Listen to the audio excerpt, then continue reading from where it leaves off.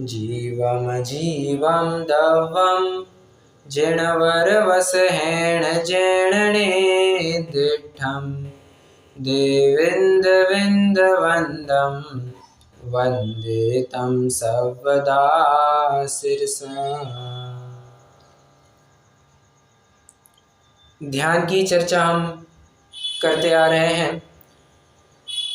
क्यों ध्यान की चर्चा कर रहे हैं? क्योंकि यह मोक्ष मार्ग का अधिकार है और मोक्ष की प्राप्ति के लिए आपको ध्यान करना अनिवार्य है। आपको यथावत 4 प्रकार के ध्यान के दौर से गुजर करके अंतिम अपने गंतव्य को प्राप्त करना होगा। ध्यान के बिना आप अपने गंतव्य को प्राप्त नहीं कर सकते हैं, ध्येय को प्राप्त नहीं कर सकते हैं। इसलिए ध्येय की प्राप्ति के लिए ध्यान होना बहुत आवश्यक है, ध्यान करना बहुत आवश्यक है। उसी ध्यान के बारे में कल एक अत्यंत महत्वपूर्ण बिंदु आया था। कहते हैं ध्यान में स्वद्रव्य विषय होता है या परद्रव्य विषय होता है। तो कहते हैं कुछ भी हो सकता है। जो ध्यानी होता है, बराबर, एकाग्र चिंता निरोध ध्यानम कहा है। तो एक को अग्र करना, किसको अग्र करना? सिर्फ आत्मा ही थोड़ी ना मुख्य हो सकता है, पर वस्तु भी हो सकता है। ठीक है, तो ध्यान का ध्येय कोई पर वस्तु भी हो सकता है। ये बात समझने लायक है। ठीक है, प्राथमिक भूमिका, अपन ये एक बिंदु देखा था कि प्राथमिक भूमिका वालों के लिए ध्यान का ध्येय 5 परमेष्टि, 7 तत्व, 6 द्रव्य, ये सब बताया जाएगा। और जैसे जैसे उसकी स्थिर, क्यों, उसके विषय और कषाय को घटाने के लिए। ये इतना जोश में इतने विषय कषाय करके आया है, इसको तुरंत कहा जाए कि तू ध्यान कर, आत्मा का अनुभव कर, वो नहीं कर पाएगा। क्यों? उसको आत्मा क्या है, आत्मा किस चिड़िया का नाम है, यही पता नहीं है। आत्मा का ध्यान करेगा क्या? तो पहले उस आत्मा का ध्यान करने वाले कौन कौन व्यक्ति है, उन व्यक्तियों का परिचय कराया जाएगा। उन्होंने किस प्रक्रिया को ऊर्ध्व करके या किस प्रक्रिया को आगे रख करके उन्होंने उस मार्ग पर उस आत्मा की प्राप्ति की है। 7 तत्वों का श्रद्धान, इसको बताया जाएगा। फिर इसके माध्यम से उसको भी आगे बढ़ाया जाएगा। और एक बात, अपन मोक्ष मार्ग प्रकाशक में भी एक विशेष बात देखी थी कि जरूरी नहीं है कि ज्ञानम ज्ञाने प्रतिष्ठित है, मतलब एक बार भेद विज्ञान हो गया तो पर का जानना मिट जाता है। नहीं, पर का जानना तो रहता है, पर का स्वरूप से जानना मिट जाता है। क्या कहा? भेद ज्ञान हो गया मतलब पर का जानना मिट जाता है, ऐसा नहीं। क्यों? अगर ऐसा होता तो केवल ज्ञानियों का क्या है? वो तो केवल ज्ञानी तो बराबरी से 3 लोग 3 काल के समस्त पदार्थों को जान रहे, और उसमें स्व वस्तु है एक, पर वस्तुएं हैं अनंत अनंत, तो अनंत अनंत वस्तुओं को जान रहे, तो उनमें तो दिक्कत आ जाएगी। इसलिए जो कलश का अर्थ है, यावत त्यावत परा चित्वा ज्ञानम ज्ञाने प्रतिष्ठिते, तो वो जो कलश है, कलश 130 है, उसका अर्थ ये समझना, भेद ज्ञान होने के बाद पर का स्वरूप से जानना मिट जाता है। पर का जानना ही नहीं मिट जाता, पर का स्वरूप से जानना मानना मिट जाता है। ये अर्थ उसका करना आवश्यक है। और तो और ध्यान का ध्येय, मतलब ध्यान के दौरान पर वस्तु भी ध्येय हो सकता है। कैसे? अरे बुद्धिपूर्वक नहीं, अबुद्धिपूर्वक तो हो ही सकता है ना।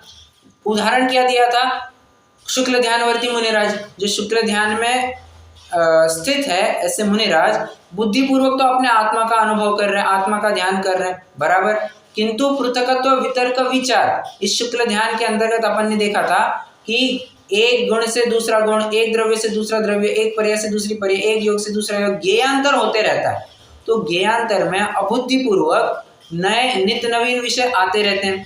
तो अबुद्धिपूर्वक पर द्रव्य भी अगर ध्येय हो सकता है तो कोई दिक्कत वाली बात नहीं है। ठीक है, परंतु ये सब किसके लिए लागू होता है? जो अभ्यस्त व्यक्ति होता है उसके लिए ही समझना। जो अनभ्यस्त होता है, जो अभी अभी दहलीज पर अपने नन्हे मुन्ने कदम रख रहा है, उसके लिए तो बुद्धिपूर्वक आत्मा का ही ध्यान कर, एक जगह पर सामयिक करने बैठ, सब योगों का निरोध कर मतलब अब आएगी 56वीं गाथा में बात कि ना कुछ बोलो, ना कुछ शरीर की क्रिया करो, ना कुछ विकल्प करो, ये उसको करने को कहा जाएगा, बराबर।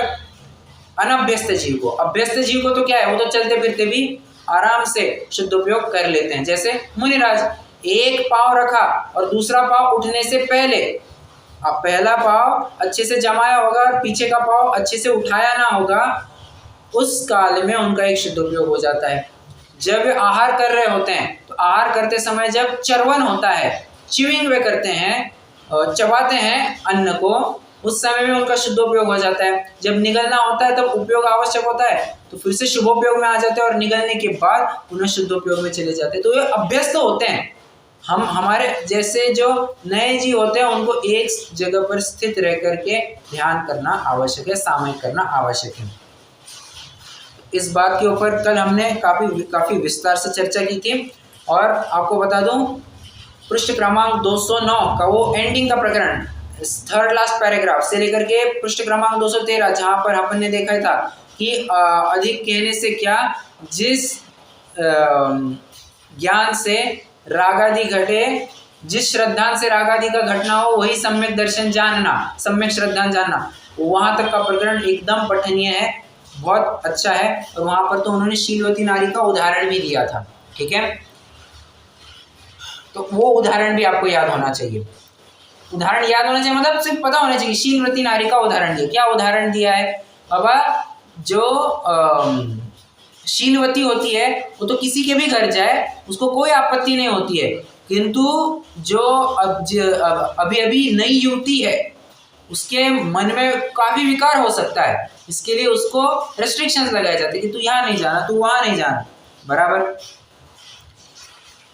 उदाहरण क्या दिया था? अरे चंदनबाला का उदाहरण दिया था। चंदनबाला स्वयं शीलवती थी तो उसको तो कोई दिक्कत नहीं थी। अंजना शीलवती थी, सीता शीलवती। बराबर है। तो ये उदाहरणों को भी हमें समझना चाहिए। अब आइए 56वीं गाथा में। आज हमें 56वीं गाथा को पूरा करना है और अगर हुआ तो 57 और 58 दोनों भी गाथाओं को पूरा करना है। ठीक है, और इसी के साथ फिर अपना द्रव्य संग्रह पूरा हो भी सकता है, परंतु जल्दी नहीं है। अपन को कल का दिन भी लग जाए तो भी कोई दिक्कत नहीं है, अपन आराम से चलेंगे। ठीक है, आइए पहले 56वीं गाथा देखते हैं। माँ चिट्ठ माँ जंप माँ चिंत किम विजैण हो इथिरो अप्पा अप्पम मेरो इणमेव परम हवे झाणम। देखिए, माँ माँ मतलब क्या होता है? संस्कृत में माँ, प्राकृत में माँ मतलब माता, ना ना ना नहीं। माँ मतलब होता है नको, नहीं। ठीक है, निगेट करना किसी भी बात को। तो क्या नहीं करना? माँ चिट्ठ, माँ चिट्ठ चेष्टा नहीं करना, चिट्ठ चेष्टा। माँ जंप मतलब कुछ बोलना भी नहीं। ठीक है, माँ चिंत कुछ चिंतन भी नहीं करना, चिंतन से हाँ बराबर, कुछ चिंतन भी नहीं करना।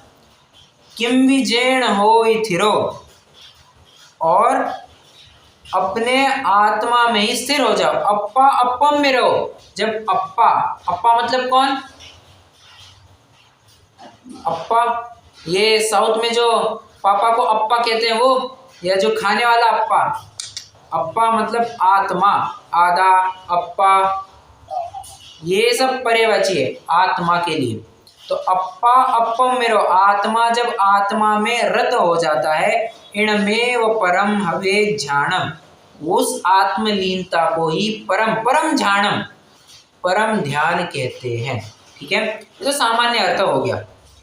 अब देखिए क्या कह रहे हैं यहाँ पर, माँ चिट्ठ माँ जंप माँ चिंतन, जो अभी अभी अपन चर्चा करके आए थे 55वीं गाथा में, अब उसी से संबंध रखता है ये। जो नया नवेला होता है उसको कहा जाएगा भाई तू एक जगह पर बैठ करके ध्यान कर, सामायिक कर, तभी तुझे शुद्धोपयोग की प्राप्ति होगी।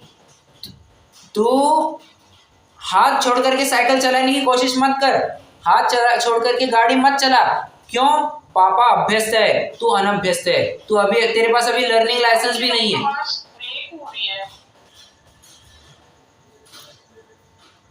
सबको दिक्कत है?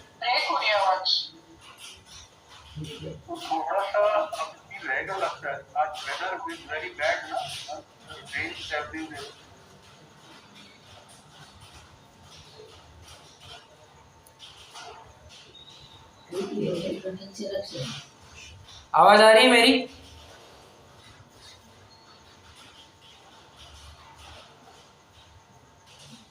अभी सुनाई दे रहा है?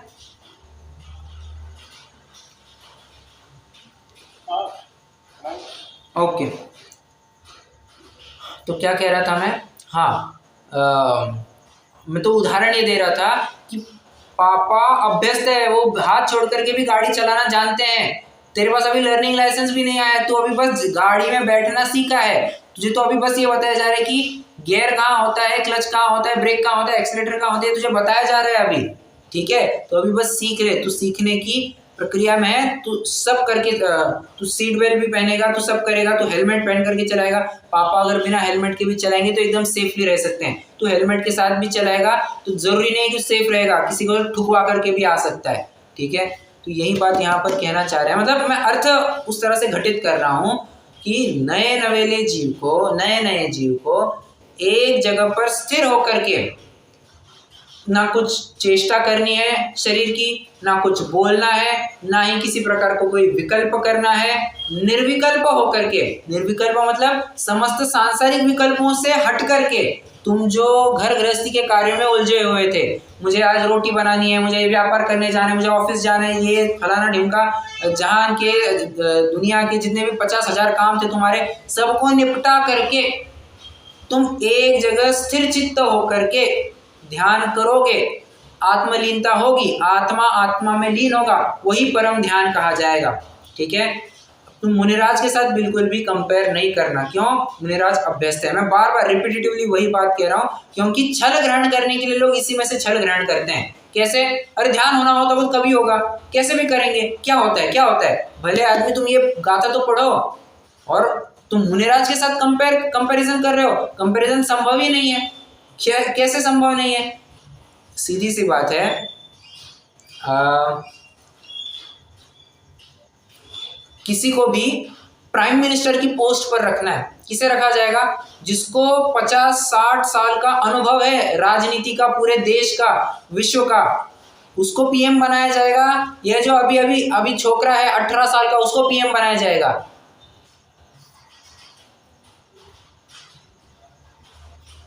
कंपैरिजन संभव है क्या? नहीं, मुझे तो, मैं एक चार्टर्ड अकाउंटेंट हो गया हूँ, मैं एक डॉक्टर हो गया हूँ, मैं इंजीनियर हो गया हूँ, मैं आईएएस ऑफिसर हो गया हूँ। भले आदमी तू होगा, तू नया है, अनुभव नहीं है तेरे पास, ज्ञान होगा, अनुभव नहीं है, ठीक है। अनुभव की बड़ी कीमत हुआ करती है, ठीक है। वाकई में लोग एक प्रश्न पूछते हैं, हमें ध्यान क्यों नहीं होता है? तुम इतने विकल्पों को धो करके अपने सिर पर ध्यान करने की कोशिश करोगे तो ध्यान कहाँ से होगा? ध्यान तो निर्विकल्प होकर के किया जाता है। ये गाथा पढ़ो ना, माँ चिट्ठ, माँ जंप, माँ चिंत। ओ, गांधी जी के 3 बंदर थे, बुरा मत देखो, बुरा मत सुनो, बुरा मत कहो, बुरा मत सोचो, जो कुछ भी है। तो कह रहे हैं यहाँ पर भी वैसे ही बात है, यहाँ पर भी ध्यान के 3 बंदर है। क्या? ना कुछ बोलो, ना शरीर की कुछ क्रिया करो, ना ही कुछ चिंतन करो, ना ही कुछ विकल्प पालो। अगर तुम वो करते हो तो ही ध्यान होगा तुम्हारा। लोग कहते हैं हमें ध्यान क्यों नहीं होता? अरे विकल्प पालोगे तो कैसे ध्यान होगा? और ध्यान करने के लिए भी काल की विशिष्टता बहुत मायने रखती है। तुम दोपहर के 2 बजे या सुबह के 8-9 बजे सामयिक करने बैठोगे, खाक सामयिक होने वाली है तुम्हारी, खाक ध्यान होने वाला है। तुम उठो ना 5 बजे सुबह, उठो ना 4:30 बजे, क्या दिक्कत है? तब आराम से, और वो तो ब्रह्म मुहूर्त बताया गया है, अन्यमति जिसे राम प्रहर कहते हैं।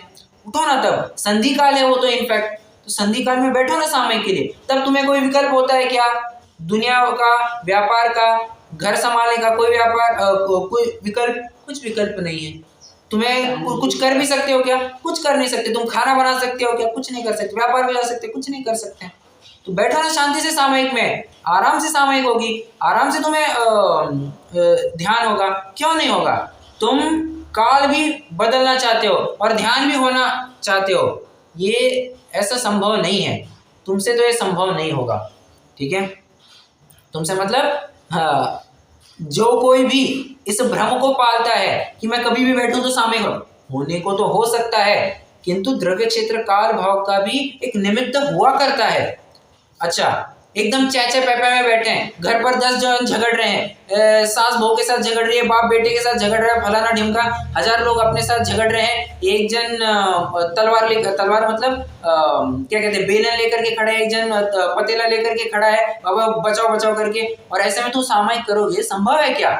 ऐसी किचकिच में थोड़ी सामयिक होती है, नहीं होगी। घर में सामयिक मतलब इतने हो हल्ले में सामयिक नहीं होगी। अच्छा, भीड़ भड़क के में जाकर के तुम सामयिक करना चाहोगे, संभव नहीं है। द्रव्य क्षेत्र बराबर है, काल की भी बात आ गई, तो भावों का भी निमित्त, भावों की भी उज्ज्वलता द्रव्य क्षेत्र काल के निमित्त से हुआ करती है, ये समझना बहुत आवश्यक है। तुम संधि काल को छोड़ करके अन्य काल में करोगे, ये वैसे एक थोड़ी सी हटकर की बात है, बट कहनी आवश्यक है। पंडित टोडरमल जी ने भी एक प्रकरण लिया है ना श्वेतांबर मत वालों के खंडन में, उन्होंने कहा है कि स्त्री सेवन आदि करते हैं और वैसे ही सामयिक में बैठ जाते हैं। भले आदमी इतने विषय कषाय से तुम उठ करके आए हो, कैसे तुम सामयिक कर पाओगे? नहीं संभव है। तो सब बातों का ख्याल रख करके सामयिक की जाती है, ध्यान किया जाता है। अब ध्यान का प्रकरण चल रहा है, सामयिक है, आप उसको इंटरचेंजेबली यूज करेंगे तो भी कोई दिक्कत नहीं है।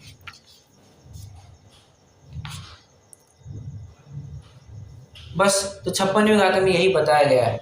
और फिर आगे तो आप पढ़ेंगे, यहाँ पर उस शुद्धात्मा के उन्होंने इतने सारे विशेषण बताए हैं, इतने सारे विशेषण बताए, आप गिनती करेंगे तो कम से कम यहाँ पर 50 से आराम से निकल जाए, 50 लक्षण आराम से मिल जाएंगे। आप देखिए ना, वही परम ब्रह्म स्वरूप है, वही विष्णु स्वरूप है, वही शिव स्वरूप है, वही परम बुद्ध स्वरूप है, वही परम जिन स्वरूप है, परम स्वात्मोपलब्धि लक्षण सिद्ध स्वरूप है, वही निरंजन स्वरूप है, निर्मल स्वरूप है, स्व संवेदन ज्ञान है, वही परम तत्व ज्ञान है, वही शुद्धात्मा। अरे कितने सारे विशेषण लगा दिए। ये अपना ऐसा सिमिलर टॉपिक आपको कहीं आपके पढ़ने में है क्या? नहीं, अगर आपको ज्ञान में नहीं तो कोई बात नहीं, क्योंकि वो प्रकरण वैसे भी लेस नोन है, हालांकि अपन ने चर्चा की हुई है, तो अगर आपको पता होना चाहिए। वैसे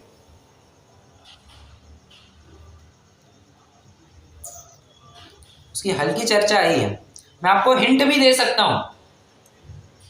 हाँ, जैन सिद्धांत प्रवेशिका में जब अपन ने सुख गुण की चर्चा की थी, तो वहां पर सुख गुण में आह्लाददायक, ऐसा आह्लाद स्वरूपी, ऐसा एक शब्द पढ़ा था। उस आह्लाद स्वरूपी इस शब्द को लेकर के मैंने आपको एक स्तोत्र का रेफरेंस दिया था। मैंने आपको पूरी लिंक भी बता दी कि मैंने किस प्रकरण में क्या टॉपिक उठाया था, और लगभग वही प्रकरण आपको यहाँ पर भी देखने को मिलेगा। परमानंद स्तोत्र नामक स्तोत्र की मैंने चर्चा की थी। वहां पर किसने लिखा है परमानंद स्तोत्र? किसने लिखा है? किन्होंने लिखा है? इनफैक्ट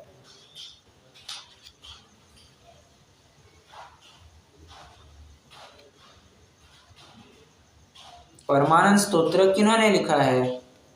अरे आवाज तो आ रही है ना?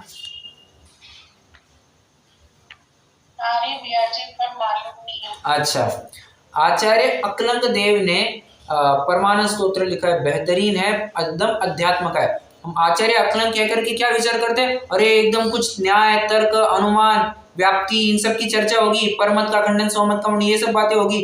अरे देखो, उन्होंने भी एक परम अध्यात्म की रचना की हुई है, परम आह्लाद संपन्न, राग द्वेष विवर्जितम, ऐसी जबरदस्त रचना की है। अगर आप वहां पर पढ़ेंगे तो वहां पर आपको मिलेगा सैव परमं ब्रह्म, सैव सुखदायक, सैव सर्व कल्याण, सैव सुखदायक, मतलब ऐसा उन्होंने विशेषण लगा दिए हैं। सैव सर्व चिद्रूपम, सैव परमं ज्योति, सैव गुणसागर, ऐसे कितने सारे विशेषण लगा दिए हैं। तो चाहे तो आप ये जो पैराग्राफ टीका लिखी है इन्होंने, वही परम ब्रह्म स्वरूप है, वही विष्णु स्वरूप है, यहाँ आप रेफरेंस लिख सकते हैं क्या? परमानंद स्तोत्र, ठीक है, परमानंद स्तोत्र का आप रेफरेंस लिख दीजिए तो आपको आगम आधार भी एक मिल जाएगा। तो कभी अगर आपके पास अगर परमानंद स्तोत्र होगा तो वहां पर भी आप रेफरेंस डाल सकते हैं क्या? द्रव्य संग्रह गाथा नंबर 56 की टीका, तो वो भी आपको ख्याल में आ जाए। मतलब इस तरह से आप कोरिलेट करके पढ़ पाएंगे कि हाँ, ये प्रकरण अपन ने द्रव्य संग्रह में पढ़ा। हाँ, द्रव्य संग्रह पढ़े तो ये परमाणु स्तोत्र में भी ऐसा लगभग सेम टॉपिक आ रहा है। एक और बात आएगी आपको, यहाँ पर आप विचार करेंगे ब्रह्म लिया है, विष्णु लिया है, शिव लिया है, क्या चल रहा है? बुद्ध लिया है, जिन लिया है, ये इसका भी कोई हमने ऐसे लाइन पढ़ी है क्या? ऐसे शब्द आने वाले कोई पंक्ति पढ़ी है हमने? ब्रह्म, विष्णु, शिव, बुद्ध, जिन, में कहाँ पर? जब भगवान के नाम गिनवाए ना। करेक्ट, भगवान के नाम गिनाए तो वहां पर भी आई है बात। बहुत अच्छा। और एक प्रकरण है,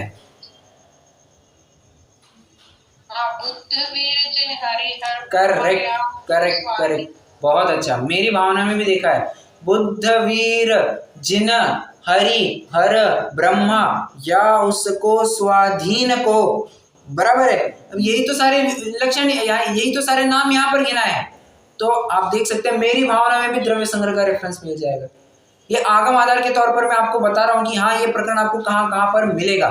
ठीक है, बाकी तो ये कंप्लीटली आध्यात्मिक टॉपिक है। आप पढ़ेंगे एकदम प्लेन वनीला टॉपिक है, आप स्वयं से पढ़ेंगे, आपको कोई दिक्कत नहीं है। यहाँ पर बस विशेषण गिना है क्या के लिए, वही परम पवित्र है, वही अंतस्तत्व है, वही परम तत्व है, वही शुद्धात्म द्रव्य है, परम ज्योति है, वही शुद्ध आत्मा की अनुभूति है, वही आत्मा की प्रतीति है, वही आत्मा की संवित्ति है, संवित्ति प्रतीति। ठीक है,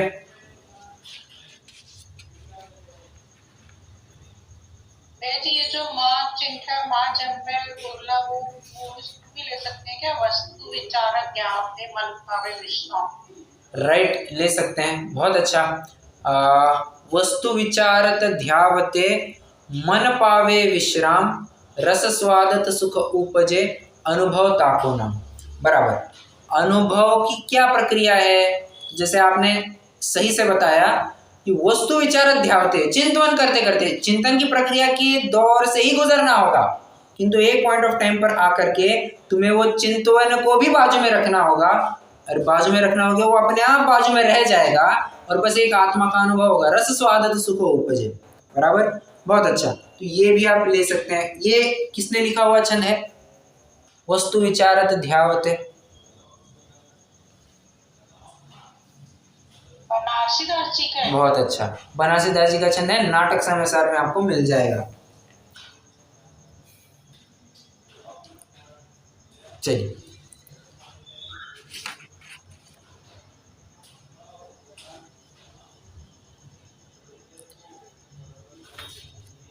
बस 56वीं गाथा में इससे ज्यादा और कुछ नहीं है, बड़ी सरल सी गाथा है। अब अपन 57वीं गाथा में आ जाते हैं। आज तो शायद ही पूरा हो पाएगा क्योंकि 57वीं गाथा का प्रकरण थोड़ा विस्तृत है, कोई दिक्कत नहीं, अपन कल भी पूरा कर सकते हैं।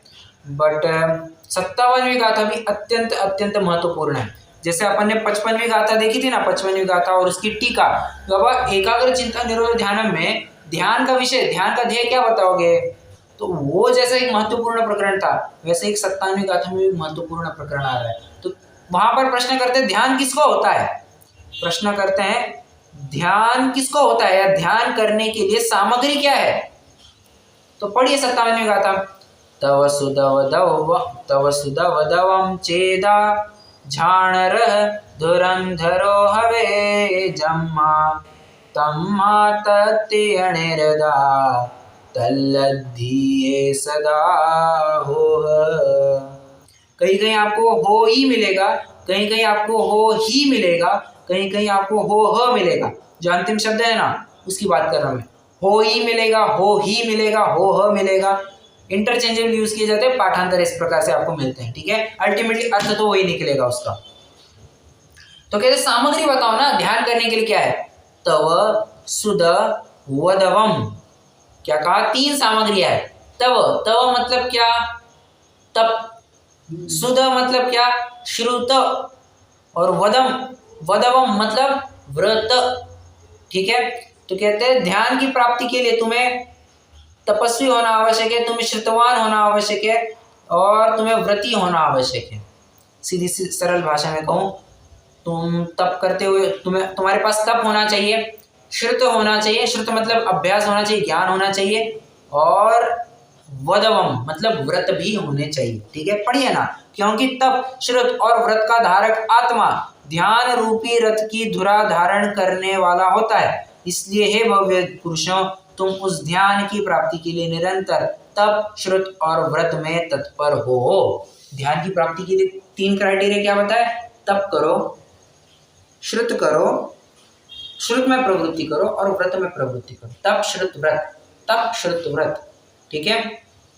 TSV, ये टीवीएस का, आप चाहे तो ऐसे याद रख सकते हैं, टीवीएस गाड़ी।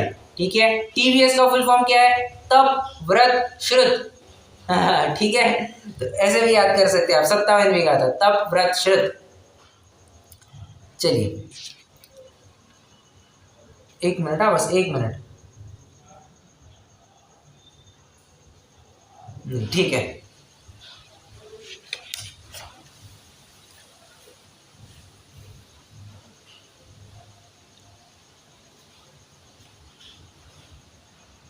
चलिए। ये तो आप कहेंगे यार इसमें विशेष बात क्या हुई? गाथा में तो बता दिया इन्होंने कि तप व्रत और श्रुत में तत्पर हो। मजा क्या है? मसाला कहाँ पर है? टीका पढ़ोगे तो मसाला आएगा। क्यों? टीका होता है, देखिए मूल सब्जी होती है गाथा, उसको मसाला डालने का काम करते हैं टीकाकार।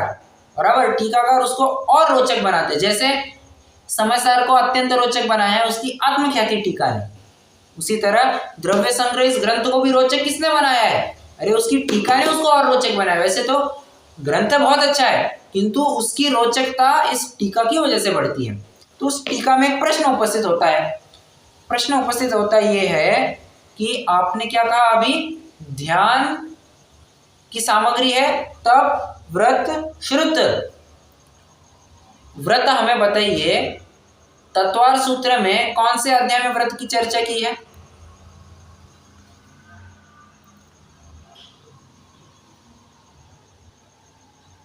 आठवें में है क्या? नहीं,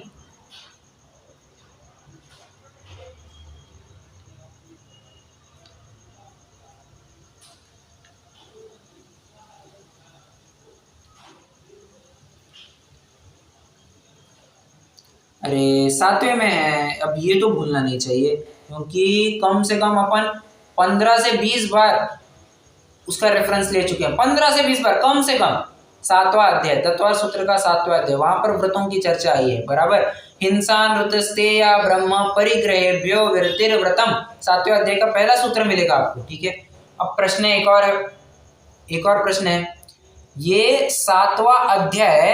अब चूंकि हम ये सब जानते हैं कि तत्वार सूत्र में 7 तत्वों का निरूपण है जो कि 10 अध्यायों में विभक्त है।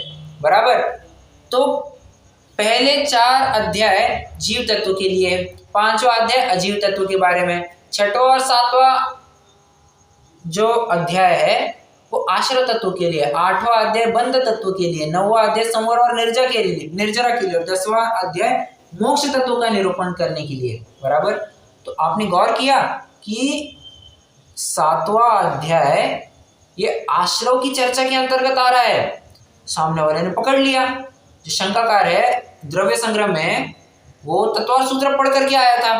वो कहता है कि तत्वार सूत्र में तो व्रत को आश्रव का कारण बताया है और ध्यान ये तो मोक्ष का कारण है।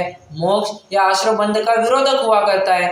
व्रत से आप बंध को प्राप्त होते हैं। तो दो विरोधी बातें आप हमें कैसे कहते हैं? ध्यान को करने के लिए ध्यान है निराश्रवी निर्बंध रूप, और उसको प्राप्त करने के लिए आप हमें बंध का मार्ग, आश्रव का मार्ग बता रहे हैं। ये कैसे जमती है बात? तो कहते सुनो, रुको जरा सब्र करो। वो कहते हैं कि व्रत का त्यागना, अब प्रश्न कितने जनों को समझ में आया पहले ये बताइए।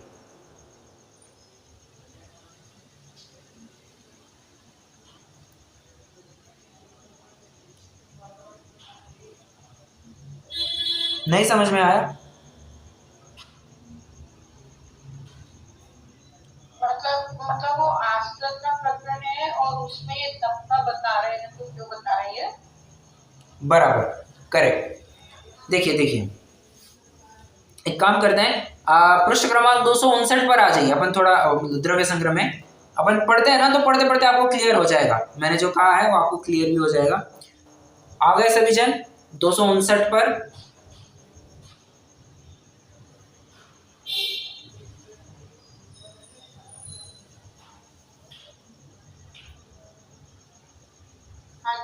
ओके। शंका, भगवान ध्यान तो मोक्ष के मार्ग रूप है, बराबर, ध्यान तो मोक्ष के मार्ग रूप है। मोक्षार्थी पुरुष को पुण्य बंध का कारण होने से व्रत त्याग करने योग्य है, बराबर। व्रत करने से क्या होगा? पुण्य बंध होगा, और मोक्ष में जाने के लिए तुम्हें बंध का अभाव करना होगा, मतलब इनडायरेक्टली वो क्या कहना चाह रहा है, तुम्हें व्रतों को त्यागना पड़ेगा ना। परंतु आप तो तप, श्रुत और व्रतों को ध्यान की सामग्री कहा है, आपने तो तप, श्रुत और व्रतों को ध्यान की सामग्री कहा है। वह कथन किस प्रकार घटित होता है? दो विरोधी कथन आपको मिल रहे, कॉन्ट्राडिक्टरी स्टेटमेंट मिल रहे हैं। जी बिल्कुल मिल रहे हैं। अब समझ में आया क्या सामने वाले का क्या प्रश्न है? ओके, अब उसका उत्तर बहुत जबरदस्त है। वैसे ये चर्चा अपन कर चुके हैं, मैं इसका उत्तर अपने शब्दों में बता दूं फटाफट, 2 लाइनों में। सर्वप्रथम तो अव्रत से हटकर जीव को व्रतों में लाया जाता है। पश्चात जब शुद्धोपयोग की निरंतरता बढ़ जाए, उसकी अधिकता हो जाए, नजदीकियां, आत्मा से नजदीकियां और बढ़ जाए, तो उसमें, उस स्थिति में तो फिर व्रतों से हट करके पुनः अव्रत में लाया जाता है। किंतु ध्यान रखना, पहला और जो तीसरा अव्रत है, तीसरा मतलब इस चेन में अव्रत, व्रत, अव्रत, जो पहला अव्रत है, पहले नंबर पर अव्रत है और तीसरे नंबर पर भी अव्रत है, दोनों अलग अलग है। पहला अव्रत ये प्रमाद पूर्वक अव्रत है, और जो दूसरा अव्रत है वो तो अप्रमत्त, जानबूझ करके व्रतों को टाल दिया है, व्रतों का कोई प्रयोजन रहा नहीं है, इसलिए उसको अव्रत कहा है। ठीक है, इसलिए सर्वप्रथम तो आपको व्रतों को अंगीकार कराया जाएगा, प्रश्न पढ़ने पर आपको उन व्रतों से निवृत्त भी कराया जाएगा।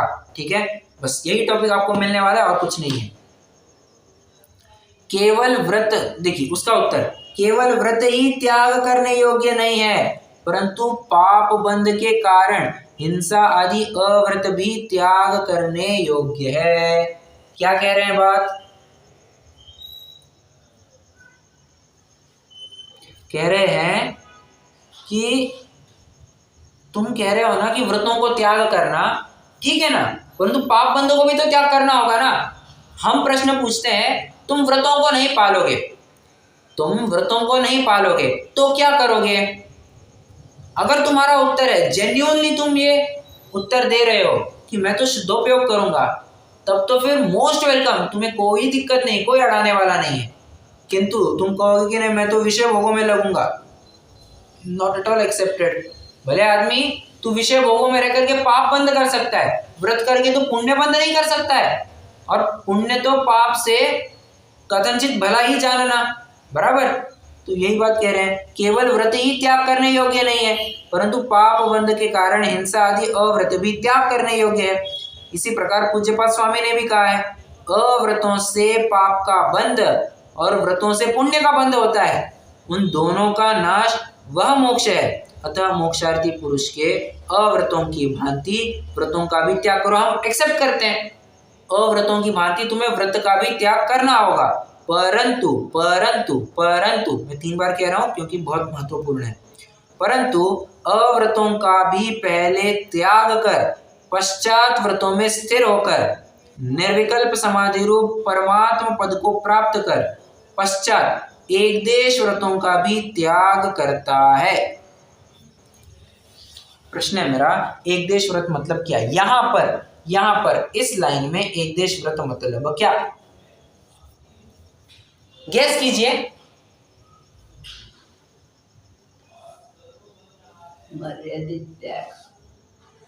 कौन सा गुण स्थान?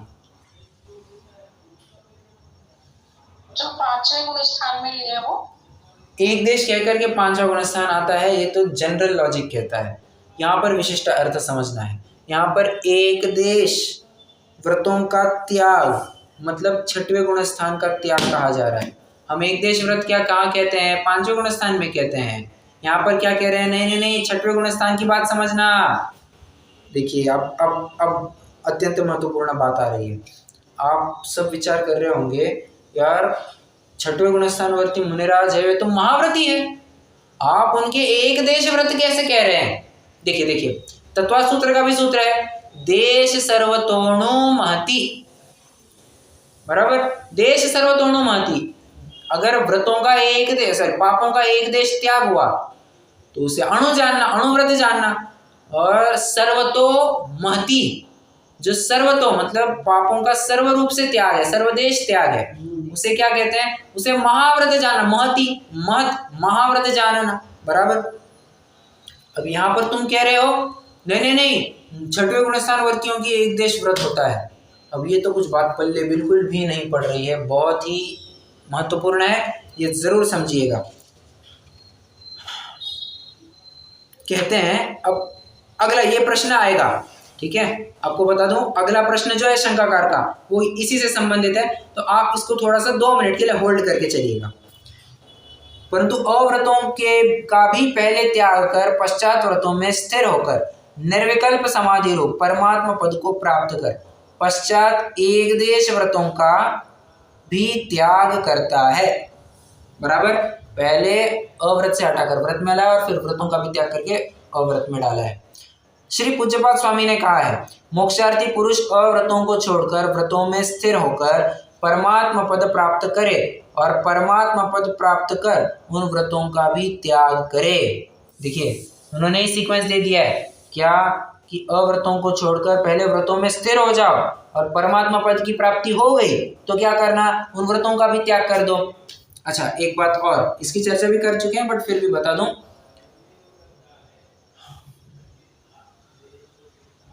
प्रतिज्ञाएं पाप के त्याग की ली जाती है, प्रतिज्ञाएं कोई पुण्य के त्याग की नहीं ली जाती है। कोई ये नहीं कहेगा कि आज से मैं पूजन नहीं करने का नियम लेता हूँ, कोई ऐसा नियम लेता है वहां नहीं मिलेगा, और कोई लेता है तो उससे बड़ा मूर्ख कोई नहीं है, बराबर। तो कहते हैं कि कहाँ थे अपन, प्रतिज्ञा।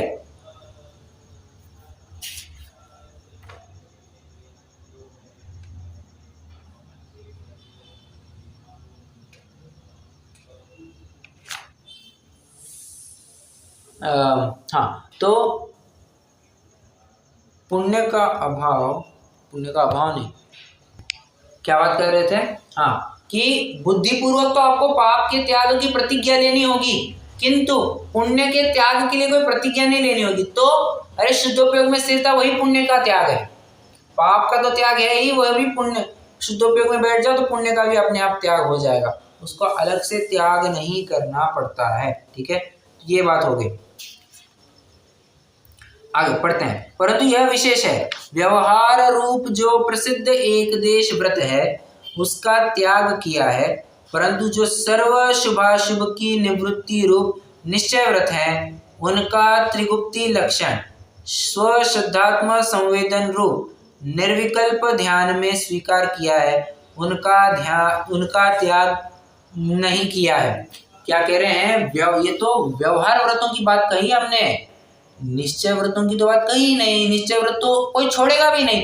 निश्चय व्रत मतलब क्या, अरे रत्नत्रय, बराबर, स्व में का ही श्रद्धा, स्व का ही जानपना और स्व में ही लीनता, ये निश्चय व्रत है, निश्चय मोक्ष मार्ग है, यही निश्चय रत्नत्रय, बराबर।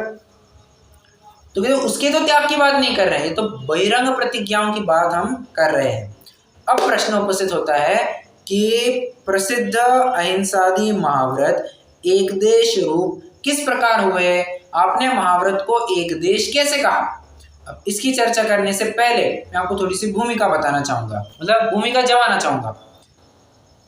मुनियों के कितने व्रत होते हैं, मूल व्रत,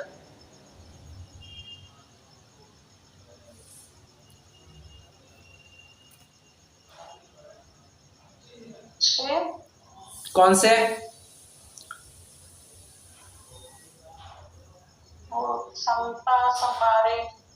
वो आवश्यक हो गए, आवश्यक हो गए वो 28 मूल गुण बोलेंगे, 28 मूल गुण तो कहेंगे, ठीक है, किंतु मैंने आपको याद आ रहा होगा, मैंने ये भी बताया था कि इन 28 को भी आप इस प्रकार से विभाजित कर सकते हैं। 5 तो हो गए, 5 व्रत तो कौन से व्रत? अहिंसा व्रत, आचौर्य, अहिंसा, सत्य, आचौर्य, ब्रह्मचर्य और अपरिग्रह। तो ये तो कहलाएंगे मूल व्रत और इनको रक्षा करने वाले होते हैं 23 शील व्रत, बराबर। तो ये भी मैंने विवक्षा बताई थी, तो वही विवक्षा मैं जानना चाह रहा था। ठीक है, कोई बात नहीं। विषय मैं क्या कहते रह गया? मूल व्रत। हाँ, मूल व्रत, बराबर। तो मूल व्रत है 5। जानते हैं आचार्य ने 6वां एक रात्रि भोजन त्याग नामक अणुव्रत जोड़ दिया है। मुनिराजों के मूल गुणों में 5 महाव्रत तो ले लिए, प्लस रात्रि भोजन त्याग नामक अणुव्रत डाला है, महाव्रत नहीं डाला है, अणुव्रत डाला है। क्यों अणुव्रत क्यों डाला है? अरे अणु कह करके यहाँ पर कोई क्षेत्रवाची या द्रव्यवाची अणुत्व की बात नहीं, यहाँ पर तो कालवाची अणुत्व की बात है। मतलब रात्रि जितनी काल है उतने काल के लिए भोजन का त्याग, ये रात्रि भोजन त्याग नामक अणुव्रत, काल अपेक्षा अणुव्रत जानना। समझ रहे हैं? यही बात यहाँ पर भी आपको लगानी होगी। अहिंसा, उत्तर पढ़ते हैं। अहिंसा महाव्रत में यद्यपि जीवों के घात की निवृत्ति है तो भी जीवों की रक्षा करने में प्रवृत्ति है, एक। उसी प्रकार सत्य महाव्रत में असत्य वचन का यद्यपि त्याग है तो भी सत्य वचन में प्रवृत्ति है, 2। आचौर्य महाव्रत में यद्यपि दिए बिना कोई भी वस्तु लेने का त्याग है परंतु दी गई वस्तु लेने में प्रवृत्ति है, बराबर। इस प्रकार एक देश प्रवृत्ति की अपेक्षा से 5वां महाव्रत देश व्रत है। कहा व्रत मतलब क्या?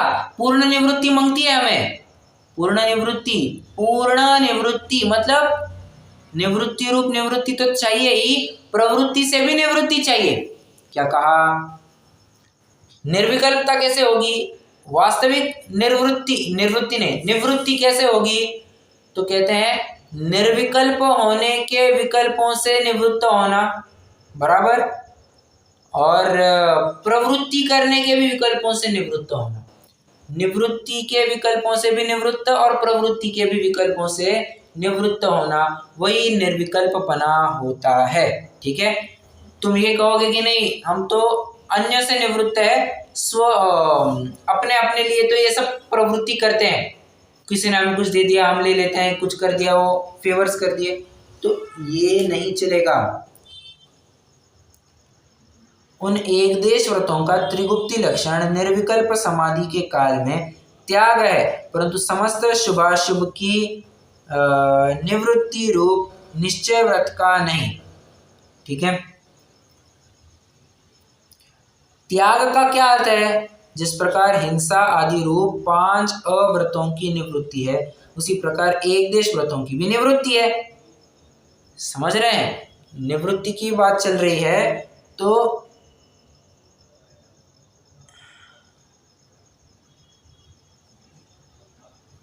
हाँ, यहाँ पर एक बात यही कह रहे हैं कि जिस प्रकार तुमने पापों का त्याग करके निवृत्ति की थी उसी तरह अब तुम जो व्रतों में प्रवृत्ति कर रहे हो उसमें से भी निवृत्ति ले लो।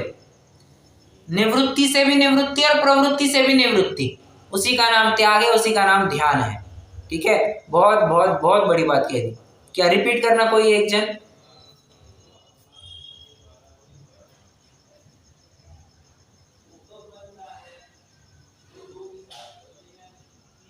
निवृत्ति और प्रवृत्ति से त्याग है, बराबर। निवृत्ति से भी तुम्हें हटना है और प्रवृत्ति से भी हटना है, और सिर्फ क्रिया से नहीं, वचनों के माध्यम से भी और विकल्पों के माध्यम से भी। ये बात अपन ने कहाँ देखी? अरे माँ चिट्टा माँ जंप, वहीं पर तो देखी 56वीं गाथा में, पिछली गाथा में वही बात यहाँ पर आई है, उसी का रेफरेंस आया है। जिस प्रकार ये तो हो गया, त्रिगुप्त अवस्था में प्रवृत्ति और निवृत्ति रूप विकल्प का स्वयमेव अवकाश नहीं है अथवा वास्तव में वही निश्चय व्रत है। किस लिए? क्योंकि उसमें पूर्ण निवृत्ति है।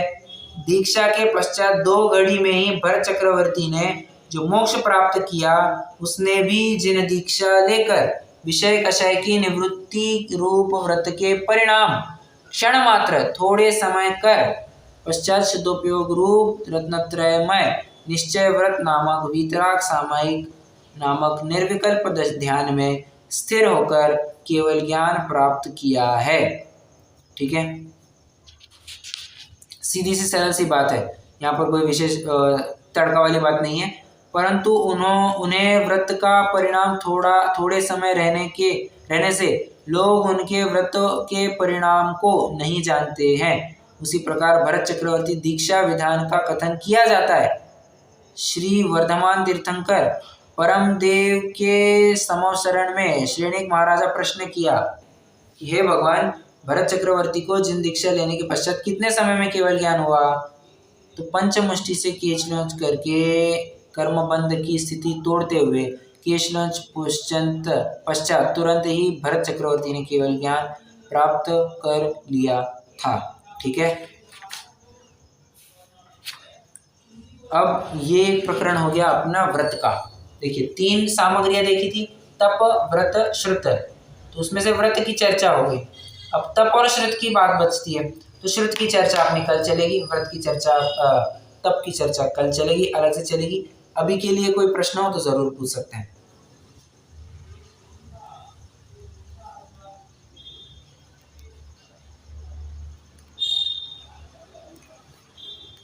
नहीं है, चलिए रुकते हैं, फिर जिन्होंने छुट्टी करेंगे। प्रश्न तो नहीं है। हाँ, पर एक मेरी ना ज़ूम में पता नहीं क्या प्रॉब्लम हो रही है, कल से मैं ना ज़ूम बैक कर